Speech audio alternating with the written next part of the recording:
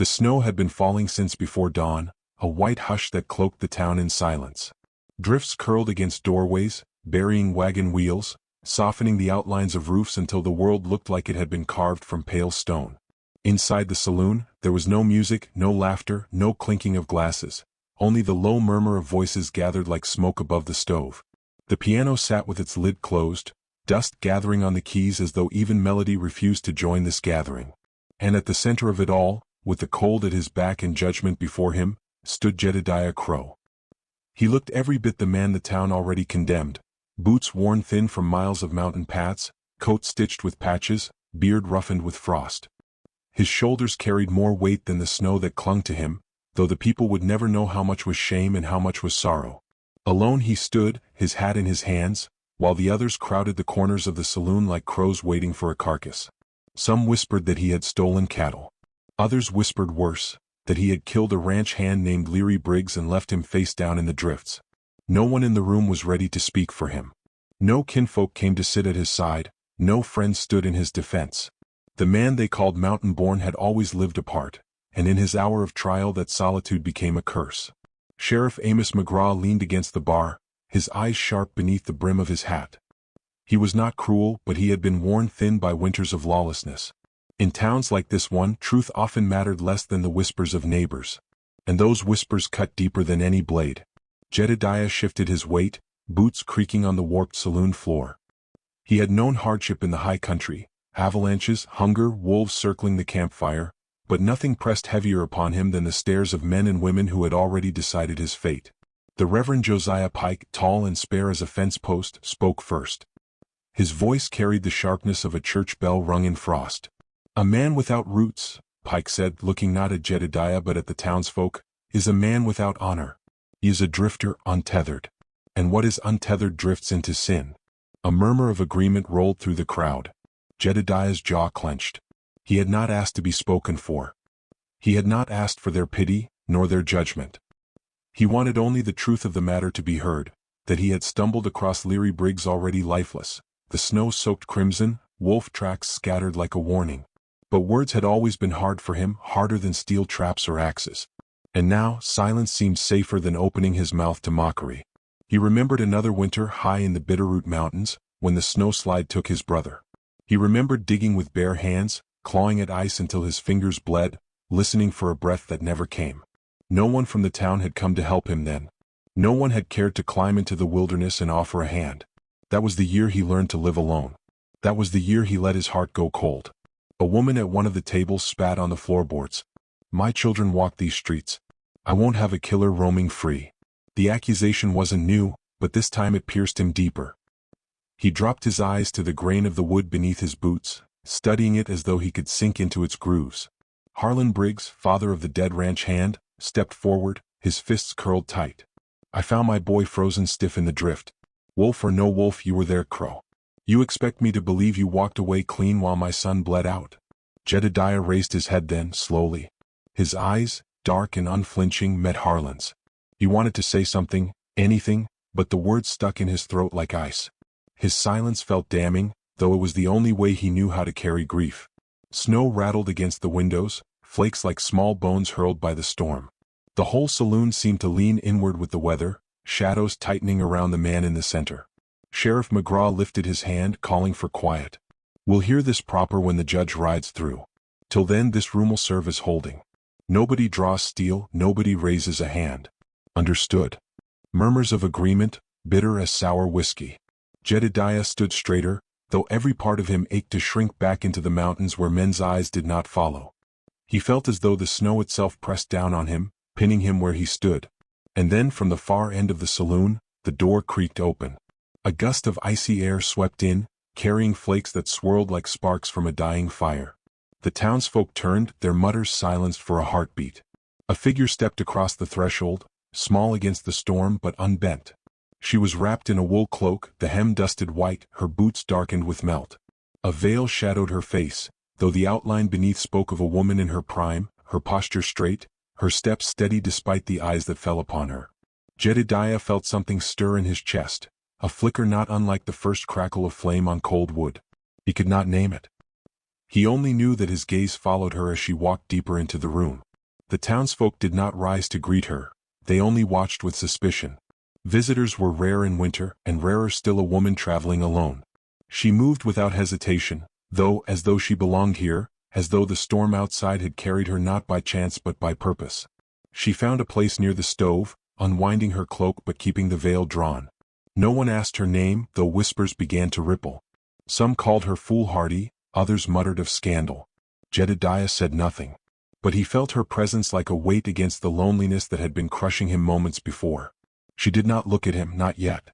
Still, something in her nearness quieted the storm within his chest. The Reverend, seeing an opportunity, raised his voice again. Look upon him, townsfolk. A man without wife, without family, without oath. Can such a one claim innocence when temptation is his only companion? The words hit harder than the snow outside. Jedediah had never thought of himself as half a man for lack of a wife, but now the crowd's murmur suggested otherwise. In their eyes he was not merely guilty of theft or murder, he was guilty of being alone. The saloon's walls seemed to tighten. Even the stove's warmth could not soften the cold that seeped into his bones. He stood as though before an altar, though no grace awaited him. Memories pulled him backward again to long nights in the mountains when he kept fire alone, wolves circling just out of sight. He had thought then that silence was strength. He had thought solitude was safer than risking the pain of loss again. But here, surrounded by the town's eyes, he realized solitude was a blade that cut him deeper than any wolf's fang. Harlan Briggs stepped closer, his grief like heat. My boy lies cold in the ground, and this man stands warm among us. Where's the justice in that? No one answered. The sheriff only sighed, rubbing the bridge of his nose, waiting for a judge who might not come until spring thaw. Jedediah felt the floor sway beneath him though it did not move. He had never asked for belonging, but to stand so utterly alone before a sea of hostile faces made his chest ache. It was not death he feared. It was this, dying with no one to speak his name in mercy. And yet, in the corner by the stove, the veiled woman lingered. She had not left when the whispers turned sharp. She had not flinched when the Reverend's voice cut through the room. She sat still, hands folded, gaze hidden, but her presence was like a lantern barely lit in a cavern. Jedediah did not know her. But he found himself clinging to the thought of her, as if she were the only thing in that room not sharpened against him. The storm outside thickened, rattling shutters, bending trees. Snow piled high against the saloon's front step, making the world beyond the door vanish in white. Inside, the air grew heavy with the scent of damp wool, of wood smoke, of fear. And Jedediah Crow, mountain man, trapper, brotherless wanderer, stood trial not by law but by the court of isolation. He had been born into solitude, and it seemed he would die beneath it too. But the night was not yet finished. The snow had a way of hiding what it meant to reveal only when the time was right. And sometimes, in the silence between the fall of flakes, something wholly unexpected entered through the door. The storm roared harder as if the sky itself were restless. Snow pressed against the windows until the panes rattled like frail bones. The saloon grew colder despite the stove's best effort, and the murmurs inside gathered strength, each word rising and falling like the wind outside. Jedediah Crow stood as still as a carving in stone, his silence mistaken for guilt. The Reverend's sermon had all but buried him, and Harlan Briggs's grief had stoked the crowd's thirst for blood. The mountain man's eyes, dark and storm-tossed, had resigned themselves to the gallows that might follow. And then it happened. The veiled woman, Maribel Kane, rose from her chair near the stove. The crowd stilled, the murmur caught in their throats. She moved slowly, not timidly, but with a grace that made the eyes of rough men falter. Her boots tapped softly on the floorboards as she stepped forward into the circle of judgment. Her hands trembled only once, and then they steadied. She lifted her chin, her veil still shadowing her face. And with a voice clear as spring water running under ice, she said, "This man is my husband." The saloon gasped as though the wind itself had broken through the walls. Sheriff McGraw straightened. Reverend Pike nearly dropped his Bible. Harlan Briggs's jaw tightened. Jedediah's head snapped toward her, stunned. He searched her shadowed face, his breath caught, not knowing if this was mercy or madness. The room erupted. "She lies," someone shouted. "No one saw them wed," cried another. "A trapper like him wouldn't have a bride." Sheriff McGraw raised his hand for order, though even he looked doubtful. "Is that so, ma'am? You'd best state your name and make your claim plain." The woman drew back her veil then, letting the firelight fall upon her face. She was not fragile in beauty but strong, the kind that weathered storms. Her eyes carried lines of sorrow, yet also a defiance that dared the room to strike her down. "My name is Maribel Kane," she said. "And I took Jedediah Crow as husband 3 months past beyond the timberline, with the storm itself as witness." The words hung in the air, heavy as snow upon branches. Jedediah stared at her, bewildered. He had never spoken to this woman before. And yet, as the town laughed, as disbelief rose, he felt something stir. A choice lay before him: deny her words and remain alone, or accept them and let her shoulder the storm with him. For the first time that night, Jedediah's voice broke the silence. Low and rough but steady, he said, "It's true." The laughter faltered. A hush fell, uncertain and jagged. The Reverend stepped forward, fury in his tone. "This is blasphemy. You mean to tell us you wed without witness, without scripture, without law?" Maribel did not flinch. "We wed with the wind as our choir, the pines as our pillars, and the stars as our lanterns. Does love require a crowd to be real?"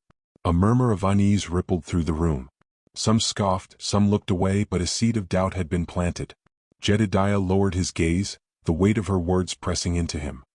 He had not asked for her defense, yet here she was, standing before the wolves with nothing but her voice as shield. He realized with a strange ache that she had given him something no one else ever had, a name worth standing beside. Harlan Briggs slammed his fist against the bar. "Lies and pretty words won't bring my son back. The cattle gone, the blood spilled, it all leads to him." Maribel stepped closer, her voice unwavering. And yet would a murderer stand silent as wolves circled his camp, choosing instead to carry another soul through a storm? Eyes turned toward Jedediah. He blinked, realizing she was weaving a story, a memory that was not hers but sounded like truth. She was crafting his salvation from threads of imagination, painting him not as a killer but as a man who endured storms for others. And though the story was false, its heart was true. He had carried burdens no one saw. He had endured storms that no one remembered. The room grew restless. Some muttered of fraud, others softened. Sheriff McGraw studied Jedediah with a long, weary gaze. "Crow," the sheriff said finally, "you deny killin' the boy?" Jedediah lifted his eyes, meeting the sheriff squarely. "I found him already cold. Snow red around him.